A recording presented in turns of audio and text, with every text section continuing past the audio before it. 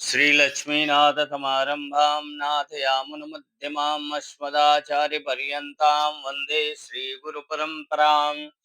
कार्तिक मास कृष्ण पक्ष त्रयोदशी को धन त्रयोदशी कहा जाता है। आज के ही दिन भगवान धन्वंतरी का प्रागट्य हुआ था, इसलिए धन त्रयोदशी कहा जाता है।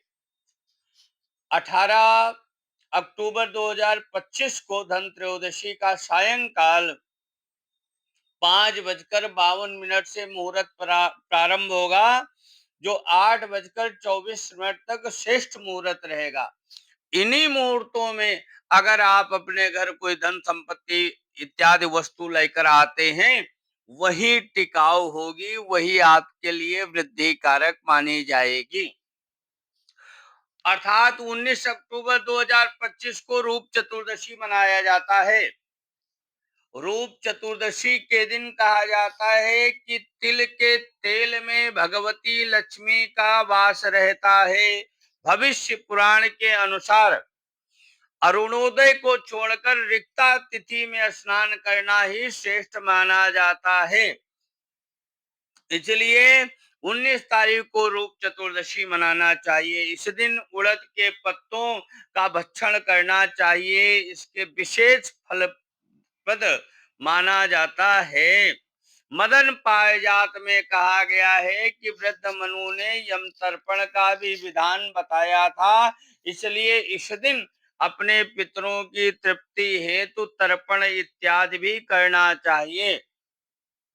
और दीपावली महोत्सव 20 अक्टूबर 2025 को हम सभी लोग बड़े आनंद के साथ मनाएंगे। कहा जाता है कि इस दिन प्रदोष काल में ही लक्ष्मी जी का वास माना जाता है, पूजन करना श्रेष्ठ माना जाता है। 20 अक्टूबर को सायंकाल 5:50 से प्रारंभ होगा मुहूर्त, जो 8:24 तक रहेगा। ये मुहूर्त पूजा के लिए बड़ा ही श्रेष्ठ, लाभप्रद, सिद्धिप्रद माना गया है। सबसे श्रेष्ठ मुहूर्त स्थिर लग्न अर्थात वृग लग्न कुंभ का नौमांश बड़ा ही श्रेष्ठकारी माना जाता है। ये रात्रि 7:30 से प्रारंभ होगा, 7:30 से प्रारंभ होगा और 7:43 तक और 8 तक रहेगा। अर्थात ये जो सर्वश्रेष्ठ मुहूर्त है, ये 12 मिनट और 12 सेकंड तक ही रहेगा। इसमें आपको लग्न बढ़िया मिलेगी, प्रदोष काल मिलेगा और नौमांश कुंभ का नौमांश मिलेगा। स्थिर लग्न कुंभ की दिवा तो आप 15:45 से लेकर 16:15 तक आप पूजन कर सकते हैं। शुभ चौघड़िया 15:43 से 16:28 तक रहेगी।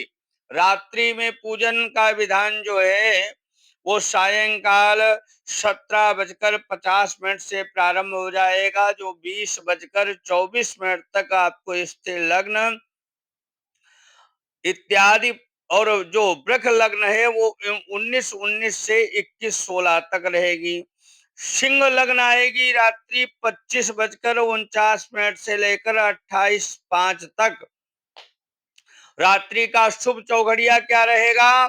तो चंचल लक्ष्मी 17:50 से 19:28 तक।